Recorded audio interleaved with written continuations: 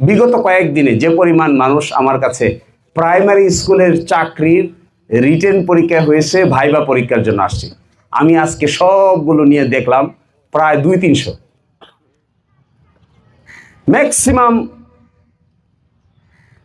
200-300-র ভিতর 250-ই হবে হিন্দু সম্প্রদায়, 50টা বা 51টা পাইছি আমি মুসলমানদের মধ্যে।